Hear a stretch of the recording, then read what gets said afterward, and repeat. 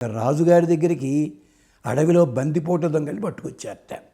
వచ్చేసరికి రాజుగారు అడిగారట, ఎరా ఎక్కడుంటారా మీరు?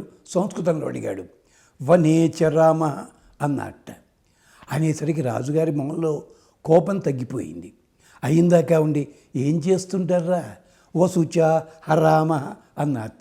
మేము సంపదలంతా దోపిడీ చేస్తుంటామండి. ఏమిట్రా ఇలా మాట్లాడతాడు, మీకు భయం లేదా అన్నట్ట. నా భయం స్మరామ, మళ్ళీ భయాన్ని స్మరించమన్నట్ట.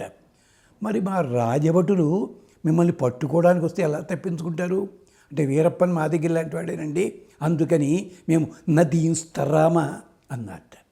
రాజుగారు కుర్చీలోంచి లేచి సింహాసనం మించి కిందకొచ్చి ఆ బంతిపోటు దగ్గర దండం పెట్టాట. ఇదేమిటన్నారు?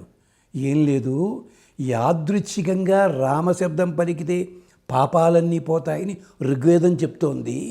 వీడు దుంపదగా చరామ వనేచరామ వసుచాహరామ నదీంస్తరామ నా భయం స్మరామ, రామ రామ రామ అంటూ అర్థం లేకపోయినా పదంలో ప్రయోగించాడు వీడు. ఇక వీడి పాపాలే ఉంటాయి అన్నట్ట. పాపం ఇది ఒక చమత్కార కవిత. అది రామనామంలో ఉన్న గొప్పతనం. అందుకనే మన తెలుగు వాళ్ళం ఆశ్చర్యం పడించాలి. రామరామ ఎంతమంది జరిగిందా అంటాడు. అది పద్ధతి. 10 మంది కలిసి వెళ్తున్నారు, అది రామదండండి అలా పెడుతున్నారు. వాడు చెప్పిన మాట వింటుంటాడు, వాడు రాంబంటండి అంటాడు. ఎక్కడ పడితే ఎక్కడ రామ్ రామ్ రామ్ రామ్, ఇది పద్ధతి అనమాట.